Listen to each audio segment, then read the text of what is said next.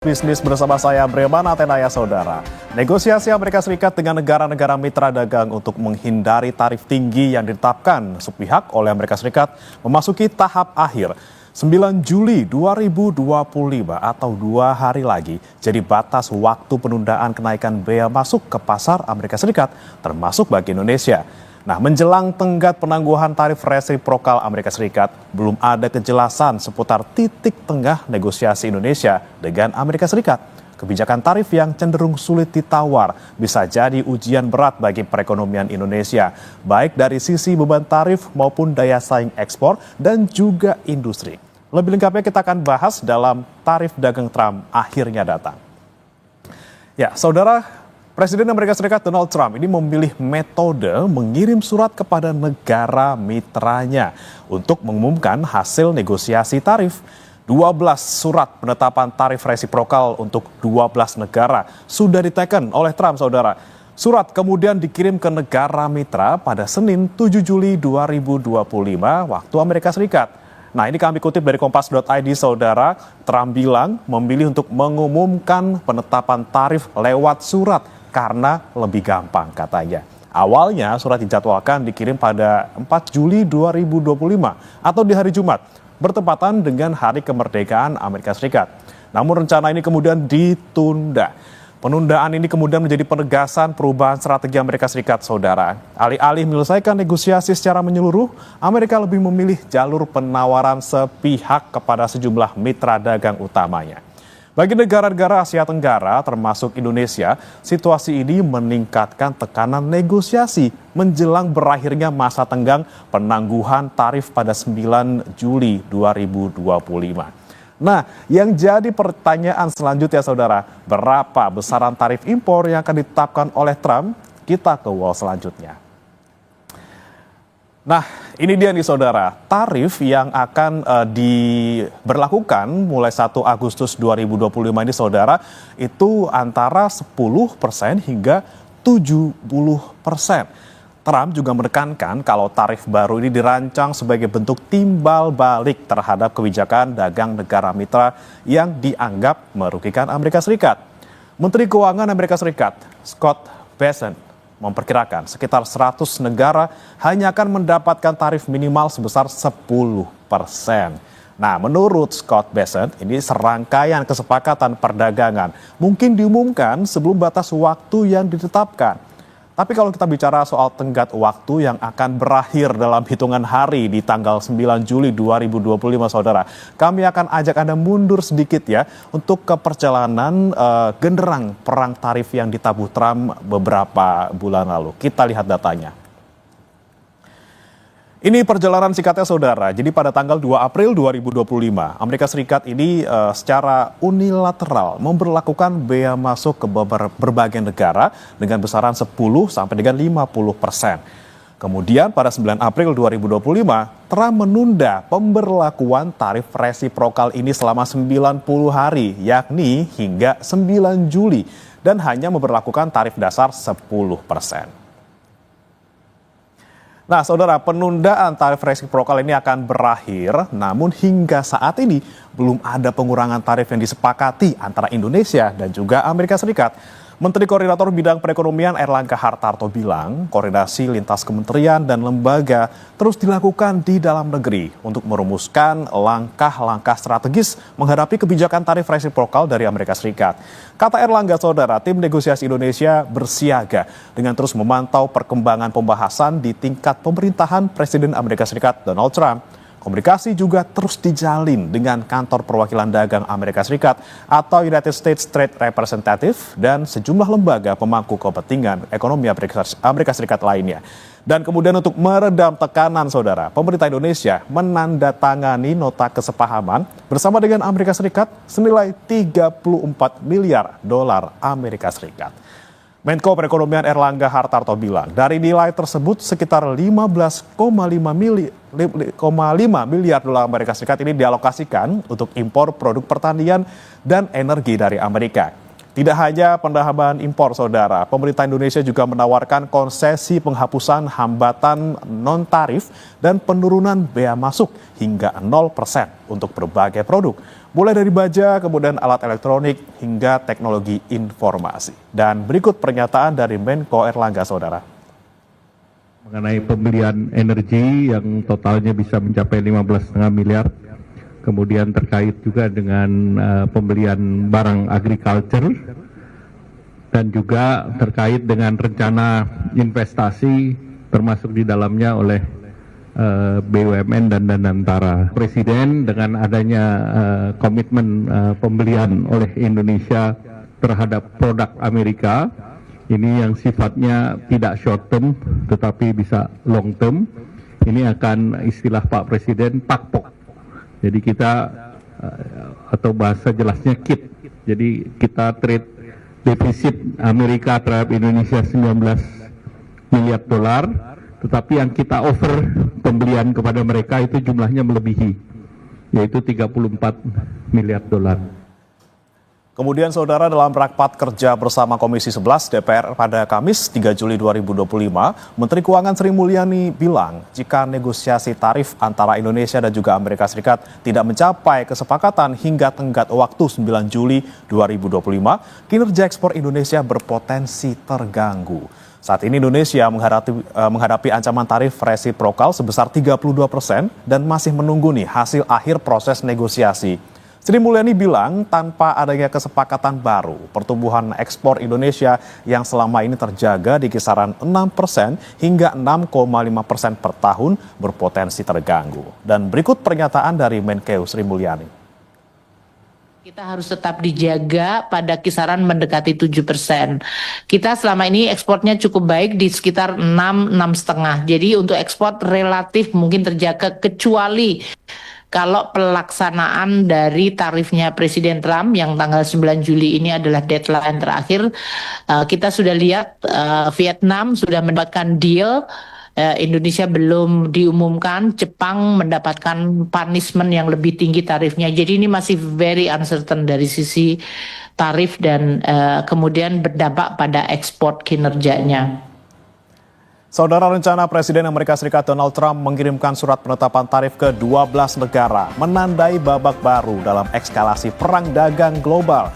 Kebijakan tarif yang dikemas dalam skema take it or leave it menjadi ujian untuk ekonomi Indonesia. Usai jeda kami akan membahasnya bersama dengan ekonom Universitas Indonesia, Telisa Aulia Valianti.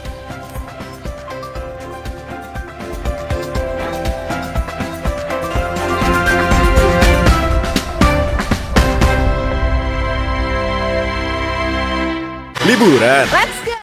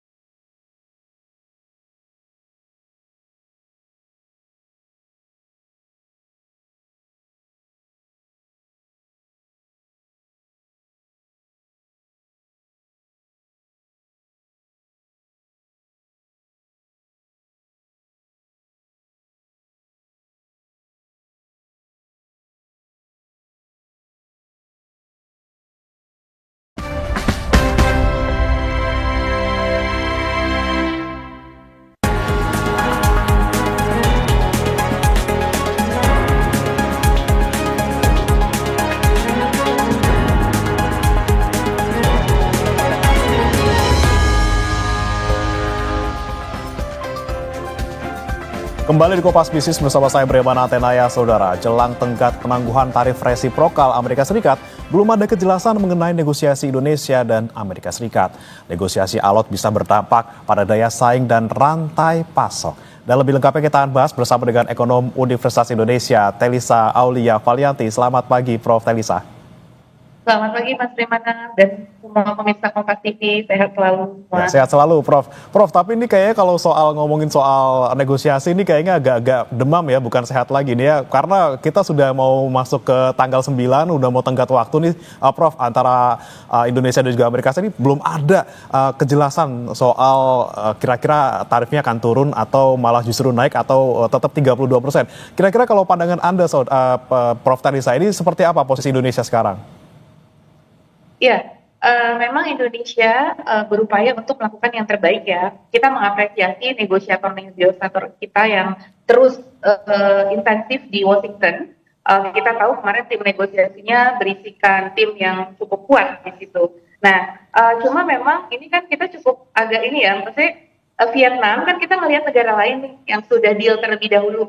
Vietnam sudah dapat deal, Cina sudah dapat deal. Vietnam itu didiskon dari 46% hingga 20%. Sedangkan Cina itu tadinya lebih dari 100, hanya dikenakan 30%. Jadi yang yang tunggu-tunggu itu kan Indonesia tadinya dikenakan 32. Nah, berapa yang kira-kira akan nanti muncul angka yang disetujui? Nah, itu kan yang sedang kita tunggu-tunggu, harap-harap cemas. Kita ingin mendapatkan diskon dari 32% itu gitu, pengennya mungkin setidaknya tidak jauh dari Vietnam ya, karena kan Indonesia sama Vietnam tuh peer biasanya sebagai patokan kita. Nah, kita berharap bahkan ya deal kita bisa lebih baik gitu daripada Vietnam. Tapi minimal tuh kita harus memperjuangkan bahwa kita harus lebih rendah dari 32%. Itu yang harus kita perjuangkan, dan memang kepastian ini sangat dibutuhkan oleh para pelaku usaha ya.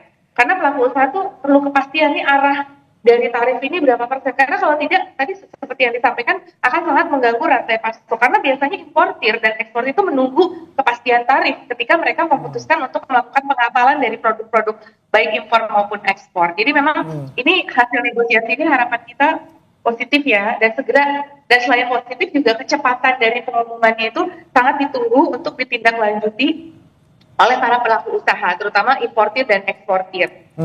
Tapi Prof, kalau kita bicara soal upaya Indonesia ini dalam negosiasi antara Indonesia dan juga Amerika Serikat, ini kan katanya bakal impor produk Amerika Serikat ke Indonesia itu sebesar 34 miliar dolar. Kemudian ada juga poin terkait soal penurunan bea masuk sampai dengan 0% nih, Prof. Ini apakah kemudian langkah negosiasi Indonesia ini terlalu dini untuk sekarang atau justru malah tepat dan bisa jadi daya tawar yang cukup nih untuk negosiasi tarifnya Trump?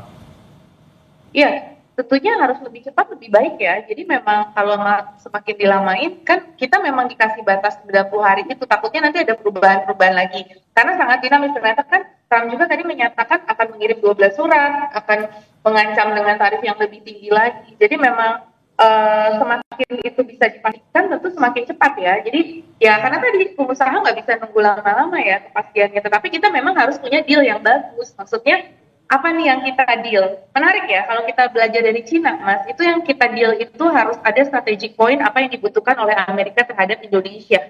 Karena seperti kasus Cina, dealnya bisa itu dengan logam tanah jarang. Nah kemarin mineral strategis logam tanah jarang ini menjadi persyaratan juga sepertinya kepada Indonesia yang mau kita tawarkan. Jadi take and give-nya apa gitu. Juga bagaimana Indonesia akan mengimpor migas dan produk-produk teknologi dari Amerika Serikat untuk membantu agar neraca dagang Amerika tidak terlalu defisit. Kan itu sebetulnya. Jadi memang harus secepat mungkin ya. Artinya semakin baik momentumnya ya kalau kita sampai, karena kita lihat Vietnam cepat dan dia berhasil gitu negosiasinya cukup. Tapi tadi kita tahu apa yang dibutuhkan oleh Amerika sehingga kita bisa punya deal yang bagus tadi seperti itu. Tapi Prof. Telisa, kalau misalnya tadi kita udah sepakat misalnya impor 34 miliar dolar gitu ya, kemudian ternyata Amsyong dari Amerika Serikat tetap menetapkan tarif yang 32% atau bahkan mungkin di atasnya atau tidak sesuai dengan ekspektasi kita, Prof. Kemudian dampaknya untuk kita seperti apa, Prof? Apakah mungkin nanti neraca ekspor kita bakal gonjang-ganjing? Seperti apa nih, Prof? Ya, jadi sebetulnya kita harus melakukan mitigasi. Benar sekali, worst skenario kan kita tidak dikasih 32%-nya. Itu maksudnya tetap 32, tidak ada diskonnya. Itu ya yang tetap worst skenario yang harus kita siap-siap. Nah, in case seperti itu, ya kita harus lihat diversifikasi ekspor kita. Karena kan ke Amerika Serikat itu di bawah 10% ya, sekitar 80% dari total ekspor kita. Tapi kan memang biasanya cukup signifikan di penerimaan dolar karena kan kalau ekspor ke Amerika pasti dapatnya dolar. Kalau ekspor ke negara lain belum tentu bentuknya dalam dolar. Nah, cuma berarti kita harus mendiversifikasi pasar ekspor yang 8% itu ada penurunan, tapi kan nggak mungkin jadi nol. Mungkin dari 8% itu bisa turun share-nya ke 6%, misalkan. Nah, yang 2%-nya itu harus kita carikan shifting-nya, kita ke negara mana. Jadi potensi-potensi ekspor kita ke negara non-AS, negara non-tradisional, itu harus kita genjot untuk menutup agar neraca dagang kita tetap surplus. Karena kan kita memang lagi butuh devisa ya, jadi kita mempertahankan supply dari neraca dagang tersebut, seperti itu. Oke, baik. Jadi memang perlu mitigasi kepada agar produk-produk kita ini tidak oversupply ya, karena ekspornya berkurang gitu kan, dan kita harus mencari negara tujuan ekspor lain untuk menggantikan pasar AS yang akan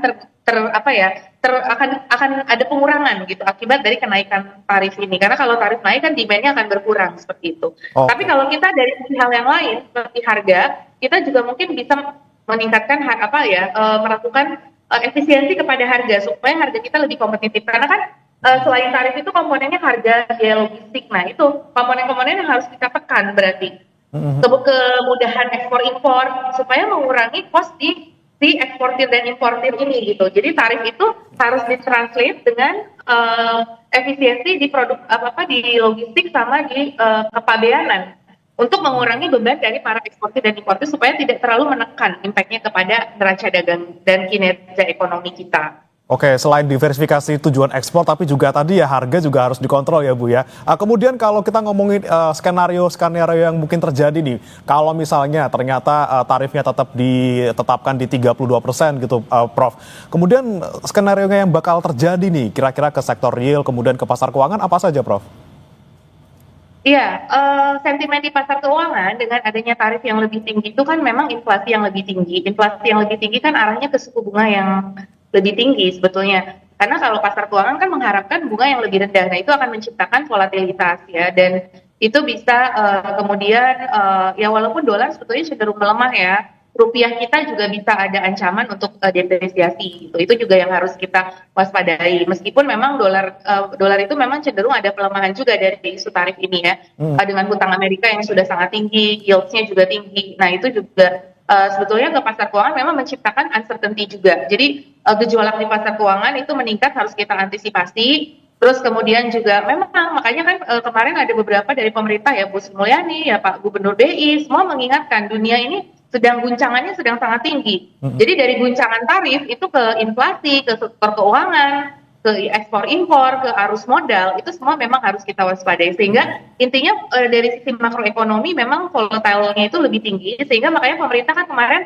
menurunkan ya proyeksi pertumbuhan ekonomi kita, yang untuk 2026 pun kan ada pengurangan. Jadi memang ini pertumbuhan ekonomi. Nah, berarti kan di domestik ini harus kita perkuat nih. Jadi selain pasar ekspor itu harus kita jaga, tapi memang pasar domestik harus kita amankan dan juga daya beli di domestik itu tetap harus kita jaga. Jadi dengan program-program stimulus yang ada, dengan program-program pemerintah yang ada harus dimaksimalkan untuk menciptakan driver ekonomi dari dalam sambil tetap memperkuat yang luarnya dengan negosiasi tadi. Jadi memang perlu sinergi ya dari moneter fiskalnya dan juga kebijakan struktural dan diplomasi kita. Dan juga tadi memanfaatkan berbagai perjanjian dagang dengan negara lain supaya bisa mengkompensate apabila kita kemudian ke AS ini ada pengurangan akibat dari tarif tersebut seperti itu. Jadi memang dan juga mempertahankan daya saing investasi kita karena selain ekspor itu kita dapat dolar dari investasi. Jadi investasi kita kemarin cuma tumbuh 2,12%. Nah, itu pun harus kita cover untuk menutup pengurangan dari ekspor ini. Jadi pendapatan dolar terutama dari investasi asing itu harus kita jaga juga, jangan sampai turun dua-duanya.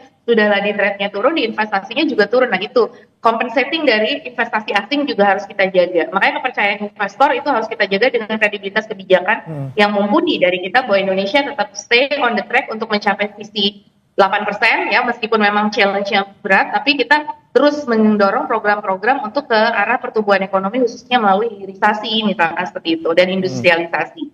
Oke, kita nggak bisa tutup mata nih Prof soal Vietnam yang tadi Anda sebutkan sudah duluan, bahkan udah gercep gitu ya untuk bisa negosiasi dan kemudian deal walaupun masih tinggi di 20%. Kemudian kalau Anda melihat Indonesia nya seperti apa nih Prof? Apakah juga punya peluang yang sama nih kira-kira untuk bisa nego sejauh itu? Data-data. Apa sih kontribusi Indonesia ke AS? Mungkin itu belum semuanya kita bedah, kita masih fokus di perdagangan. Sebetulnya untuk teknologi kita tuh pengguna terbesar loh, seperti Facebook dan itu semua dari US kan, Apple, iPhone, penjualan iPhone di Indonesia. Jadi harus kita sadarkan Trump, gak sekedar dari sisi trade, dari sisi teknologi iPhone itu kita sudah banyak sekali penggunanya.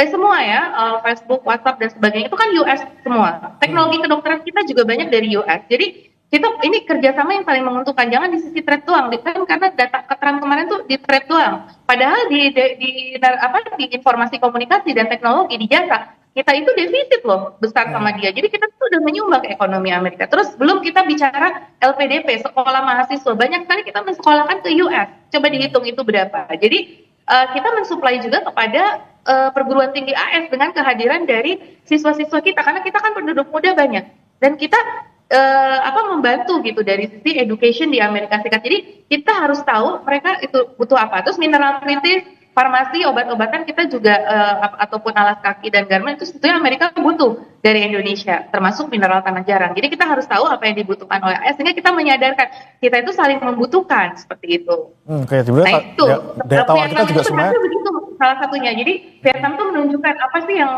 Vietnam udah kontribusikan ke AS. Dan AS akhirnya bisa luluh gitu loh. Dan kemudian dia punya package yang diminta memang terkait dengan supaya produk Amerika tuh 0% diberikan akses pasar luas. Nah itu mungkin kita lihat tetap ada kepentingan nasional untuk ketahanan nasional kita, tapi kita lihat yang mana yang bisa kita dealkan, gak semua, tapi apa yang memang bagus dan positif untuk kedua belah pihak yang kita bilang kita akan perbaiki seperti itu. Seperti dia minta masalah pembajakan, copyright, it's okay lah. Menurut saya itu kita bagus untuk copyright kita, memang lebih bagus kita menghargai copyright seperti itu. Jadi ada yang deal-deal itu. Tapi kalau misalkan on the other hand kayak halal itu kan beda ya. Kalau halalnya sudah menyangkut kepentingan bangsa kita sebagai banyak mayoritas muslim, kita harus tetap mempertahankan halal. Nah itu kita nggak bisa kita sacrifice gitu. Tapi apa yang memang bagus untuk kita, nah itu bisa kita dealkan. Itu yang sepertinya pemerintah juga sudah menyiapkan itu kan tadi sinergi lintas KL, cuma lebih diperkuat lagi. Hal-hal yang menjadi strategic point kita seperti itu. Sebenarnya cukup optimistis dengan apa yang kita tawarkan ke Amerika Serikat, baik selama ini yang sudah terjadi maupun yang akan nanti ditandatangani di hari ini ya Bu ya, tanggal 7. Semoga apapun upaya pemerintah Indonesia nanti untuk negosiasi tarif Trump akan menghasilkan tarif yang juga menguntungkan bagi Indonesia. Terima kasih Prof. Telisa Aulia Valianti, Ekonom UI telah bergabung bersama kami di Kompas Bisnis. Selamat pagi Prof. Pagi.